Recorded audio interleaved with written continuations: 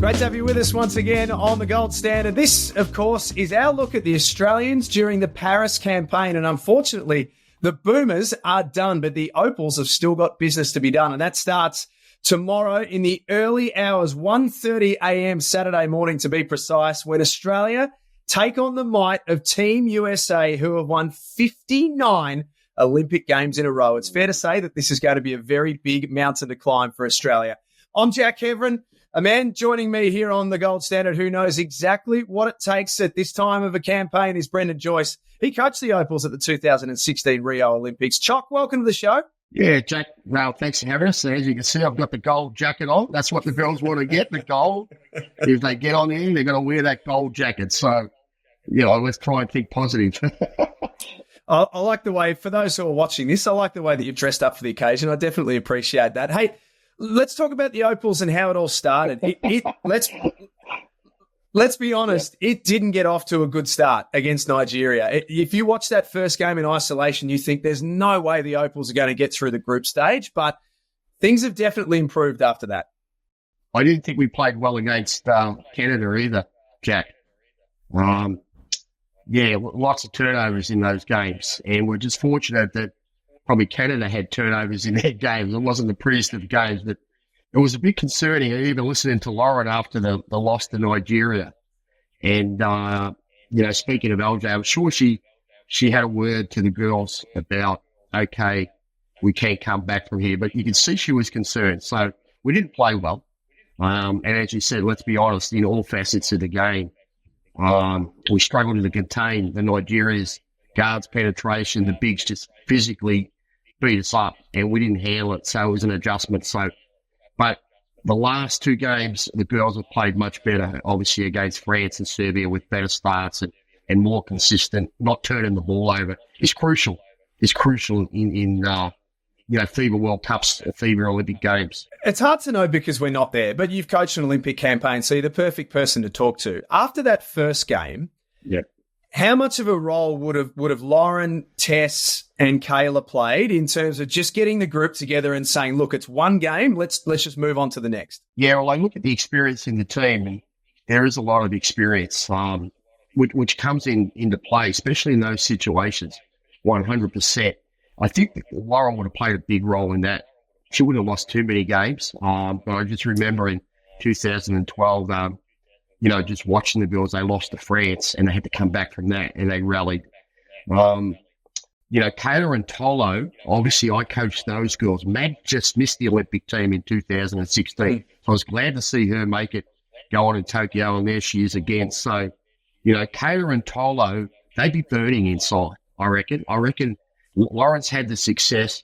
Kayla and Mariana Tolo, remember, we went 5 games. We won 5 games in our pool in the 2016 Olympics in Rio, and we lost to Serbia, which was an experienced European champion. We had a lot of young players. It was 7 debutantes. So when you look back, we maybe our expectations were too high, but obviously that really hurt us. And they'd be carrying that, I reckon, and as motivation. And I think in this situation, then they one of those girls went to Tokyo, and had a really poor Olympics. I think they won 1 game out of 5. So they have a burning desire, but I think the rock would be Lauren.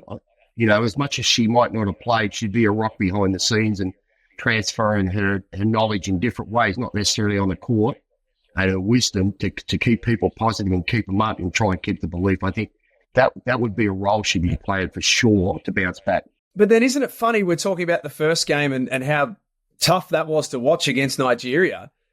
But the most recent performance from the Opals against Serbia a couple of days ago, Chock, they looked far too good, the Opals, from the opening tip-off. It was Serbia. I didn't recognise a player there, obviously from 2016. So they're in a rebuild. They've lost all their veterans. So they're probably where we were in 2016. But we performed quite well. But I expected us to beat Serbia on paper. When I evaluated the game, I said to everybody, we might not just beat them, we might crush them. And that's what happened. I think, our team's still pretty good. We talked about the experienced players, but now Ezzy's got 2 Olympics under her belt. Madge's got 2 Olympics under her belt. And Sammy Wickham, there's a lot of experience there to handle it. And, they've gone through some heartache. And sometimes obviously they're right on the edge of being, as we know, missing out, even going to the finals. If they lost by, or if they lost to France, they would have been out. So it was fantastic. They've made it, but I think they've got to put that behind them. The Serbia game, to me, if there was any team you'd want to match up in those quarterfinals in this situation, normally it wouldn't be Serbia, but I think the circumstances, the stars align. I wouldn't have liked to play Belgium or Germany. That would have been interesting. But I think the stars aligned, and now, as you say earlier, big challenge ahead of the USA. But you're there, and while you're there, you've got a chance. I know you love your point guards. Tell us what you see when you watch Jade Melbourne play. Yeah, she's pretty special. I remember seeing her as a 14, 15-year-old. I think she was playing for Gippsland. And I was there to just spot, talent, actually for Victoria. And, this is after I finished up with the Opals, so I was doing some stuff. I said, who's that kid? And they go, her name's Jade Melbourne. I go, wow, that kid can play. Like, she was just killing players off the dribble I think she was under 16s and just could change direction and, so quick and so skilled even then. The big thing for Jade is she's a bit of a combo guard. She can score and go off the dribble. I think what she's done is really well, because it would have been a bit of a shock with her, with the pressure, and she's going to get it in the US. Like, the first couple of games has been a big learning curve, and another reason why the Australian women's team's done well the last couple of games, her turnovers are going down, and she's done a good job, and because that's important, like controlling the ball, getting more shots than your opponent. But Jade has the skills. Like, she's going to get pressure. I think this is a big one. She's going to be a focal point to put pressure on and try and disrupt. She played 32, 33 minutes setting wicket as well in the last two games. That's going to be a tough ask against the USA, because I think the pressure's going to be 94 feet.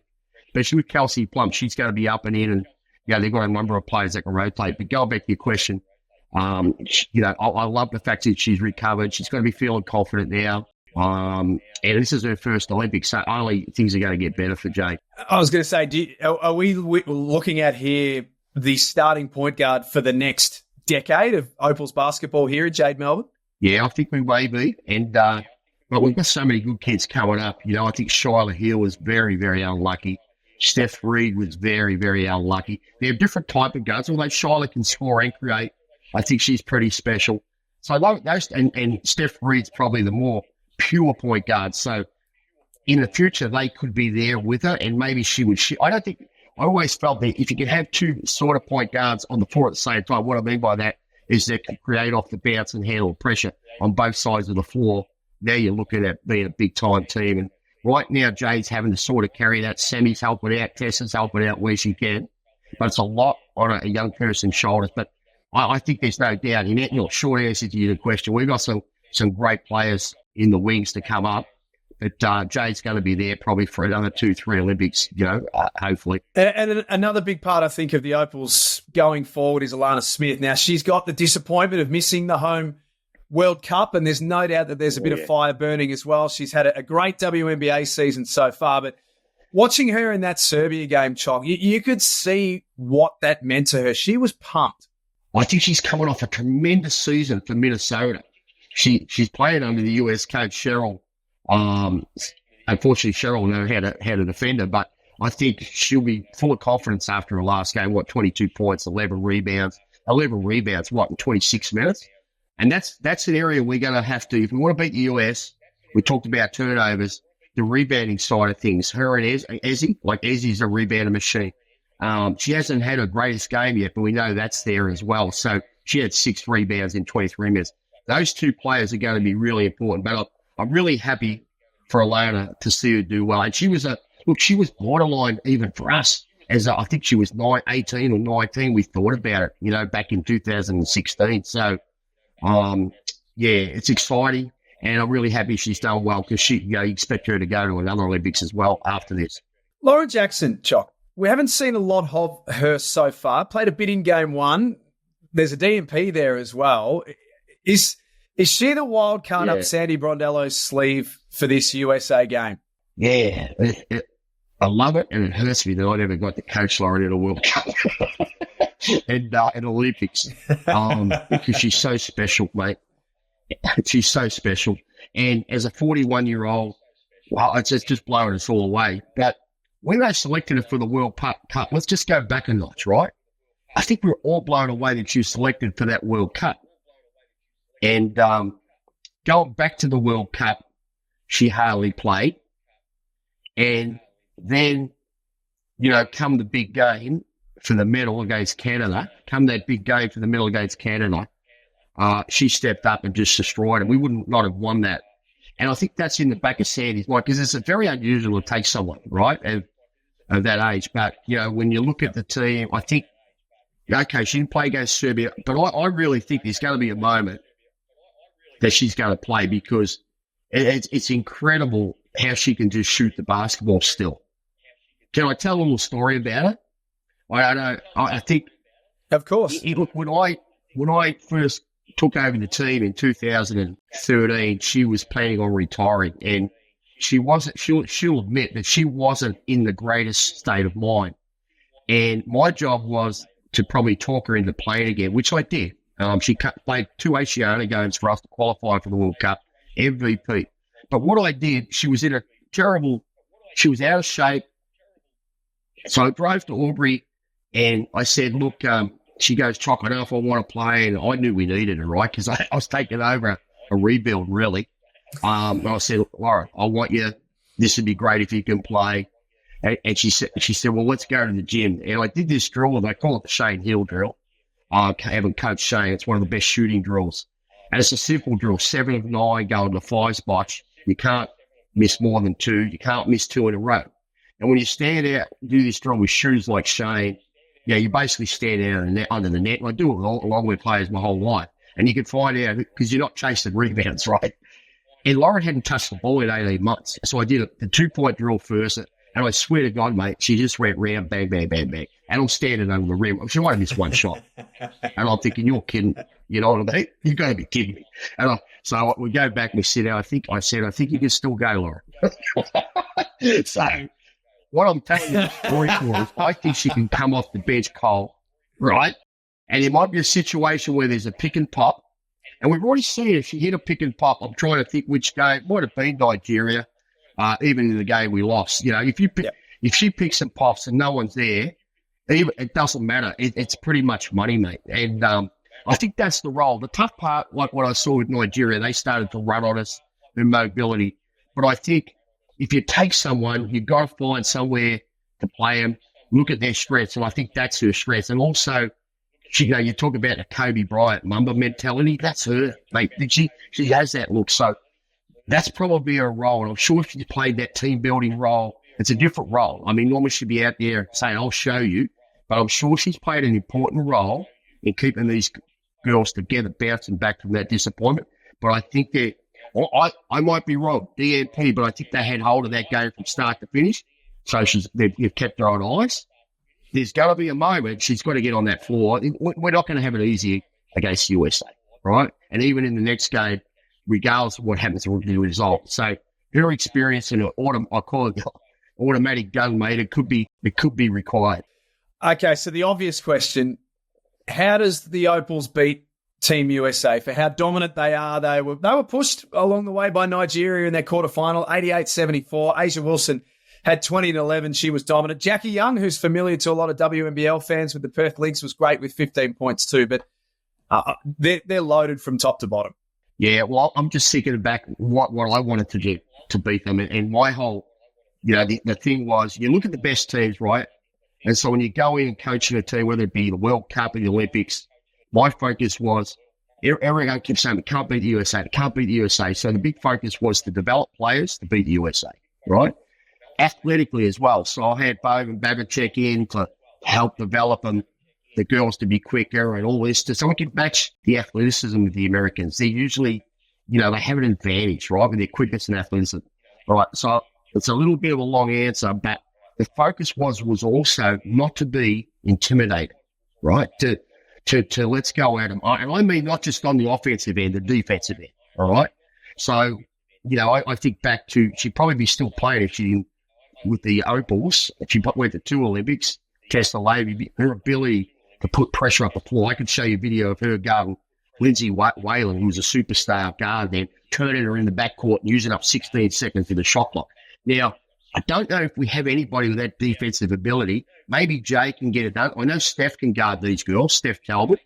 Like, she can keep people in front of her. She's in the NBA. I think their biggest challenge is containing them, stopping the ball early, containing them, making them use the shot clock. So a defensive transition, whether it be three-quarter court pick up, half-court pick up, they must put the USA into a half-court game, all right, and contain penetration. That's a weakness of ours right now, Jack, and obviously that's a strength of the USA, but every game's different. The other thing is, too, they've always had great post players. You've got Aja Wilson, and I'm just trying to think, they've got so many bigs that can play. So making sure that they're hurried, not letting them have easy catches close to the rim. But we've got some big girls, like Tolo might be a factor here. She's probably our best defensive big. Lauren will come out, and I reckon Lauren will play some minutes. She'll get away with physicality because of who she is. Well, I think with the referees. So that's worth a look. But it's more about containment, even their bigs and guards off penetration. So that's important, the defensive end. Then there's the rebounding side of it, right? We've got to block out. We've got to win the rebounding count. And if we reverse it, they're going to pick up on us. What's been our Achilles heel the first couple of games is turnovers. So they're going to look at us, and they're going to go, we've got Jay, but after that, we've probably got more combo guards rather than true point guards. So I'm expecting heaps of pressure. We need to be able to alleviate that pressure of Jay, and it may be that when she kicks the ball ahead, lets somebody else bring the ball up right to take the pressure off us, because that's what they're going to go after us. And so we have to handle that pressure. Scoring-wise, going back to it, like everyone said, you shouldn't get in a running game. Now, look, when I coached the girls, we got in a running game, but we were beaten. And I probably did, I think World Cup, we lost Lizzie the week before, and we're up 12, we're up 6 or 8. And because if you just stay in a half-court game, I think they'll eat you up. You've still got to try and get easy baskets. So you've got to push it, kick ahead, see if they're defensive transition. So don't be afraid. But if you don't get the easy basket, I'm talking like a coach now. If you don't get the easy basket, then you've got to be really conscious of handling the pressure of denial, denial, because there's going to be pressure and denial. So you better have pressure releases in, and your half-court game and movement is going to be really important. Look, that's what happened with the boys against Serbia. Once we got into that half-court game, they pushed us into that half-court game, we struggled. And that's the pressure, that's the situation of international basketball. You need to have a transition game, but you need a half-court game as well. I could talk forever if you want me to be a coach. No, that's exactly why we got you on the show, Chock, for all of those insights. 1:30 a.m. on Saturday morning, the Opals take on Team USA. The might of Team USA. It's an enormous challenge, but hopefully it's one that Sandy Brondello and the Opals are up for. Chock, thanks for joining us on the Gold Standard. Guys. Go Opals. See you next time.